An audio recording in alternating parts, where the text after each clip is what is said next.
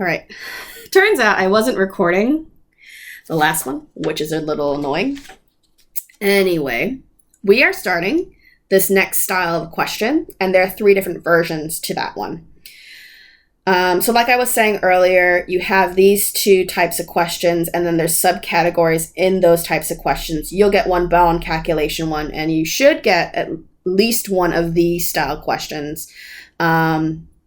So usually it's one of these and then like 2 of these in some format. The first format they can give you is that they give you something in grams and they want you to convert it into energy. So let me show you how that works with the question that I have. And I have the steps that I'm using over here so you can understand what you're doing and why you're doing it at each state. So in this example, we're talking about hydrogen peroxide. That's just meaning that's a liquid. And it's degrading into water and oxygen gas.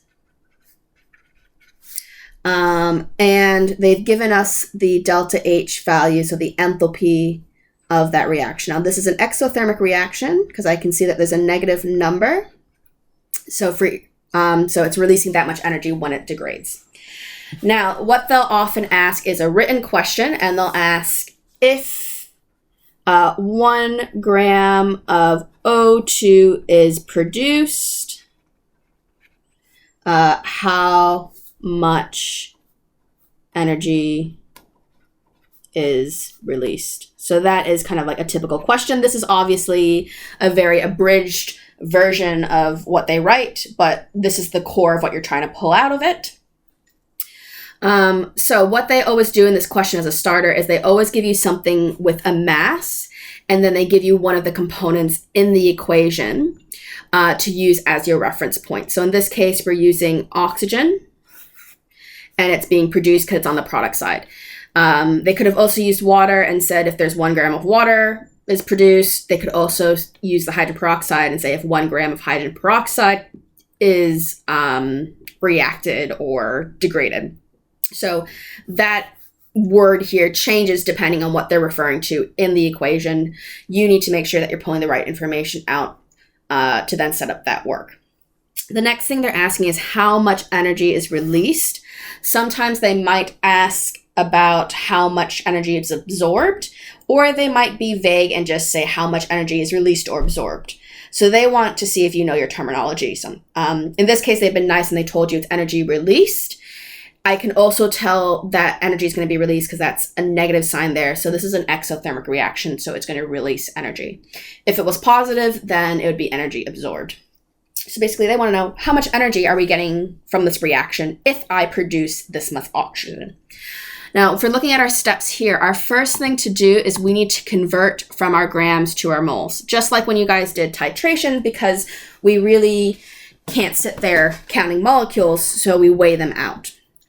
So step number 1, we convert from grams to moles. Really easy for you guys to do that. You guys should know the equation. It is N equals little m over big M. And when you're doing that, be mindful they will give you these equations on the exam, so you don't have to have these memorized. Cool. So now what we need to do is plug things in. N is our unknown, that's what we're solving for. Little m is that 1 gram of oxygen, and now I need to figure out molar mass. What they normally do in most situations is they will give you a list of molar masses. So they will tell you that the molar mass of hydrogen peroxide is 34. They'll tell you that water is 2 plus 18, 16. 18, and they'll say that oxygen is 16 times 2, 32. So normally, because it's not within the scope of the assessment, they should give you the molar mass for everything. They won't obviously just give you the one that you need. They're going to give you all of them because they want to make sure that you understand which number you're grabbing and why. If they don't give it to you, in the off chance, the way you just figure it out is by taking the molecular mass on the periodic table and then factoring how many atoms you have of that. So with this H2O, I'm taking the fact that oxygen's 16, hydrogen's 1, and we have 2 of them, and that's how I'm getting that number 18 there. But they should give it to you. Anyway, in this case, I'm dividing by 32. And that's grams per mole. I like to write my units down because it helps me double check my work. It also means that if I get stuck somewhere, I can figure out what's going on based off of what the units are doing. Grams cancel with grams. I have per mole, which means that we're going just to mole, which is what I want. So everything works out, and I get N is equal to 0.03125 moles.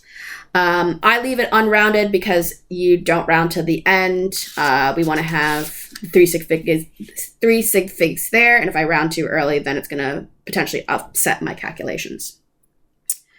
All right, second step then, and this one's a little bit confusing. It says you need to look at the equation to determine how much energy is released / absorbed if you have 1 mole of your substance. So what we have to be mindful of is this equation here, even though it says kilojoules per mole, it's talking about like as a reaction at the whole. What I want to know is the kilojoules per mole in reference to what I'm looking at in my example. So when I look at this example, that negative 98.2 kilojoules is referring to half a mole of O2.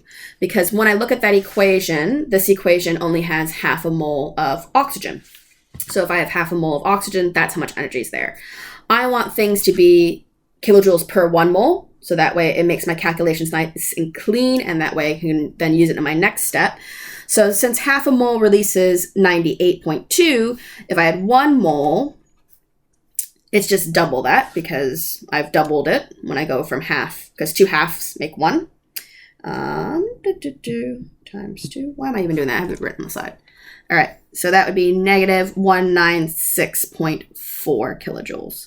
So what that basically means is that it is negative 96.4 kilojoules per mole, which is great because now that's something I can work with, because since I have this number here, I can multiply it by the moles that has been released from my equation. So you see how you say multiply what you got in step 1 and step 2 together, and that gives you your answer.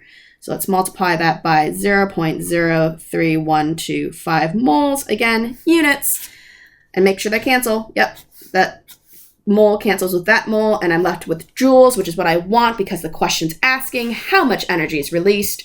And now I know it is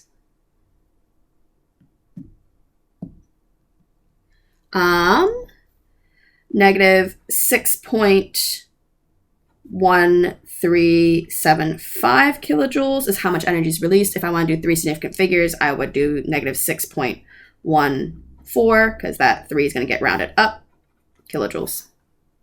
So that's the energy released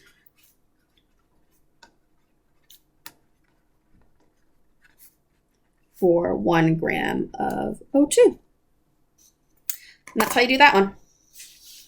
So again, same things are going to hit you up between merit and excellence. Do you have the sign? Do you have the units? Do you have the 3 significant figures? Again, do your working and show your calculations, because if you make a mistake somewhere, we can still award you points. From my memory, generally what they're looking for the achieved is can you do this first step? But if you're able to show another step in the sequence and you know the process, they'll still give you probably a achieved point for it. All right, that's that one. Oh, sorry, just crinkled up a piece of paper you don't need.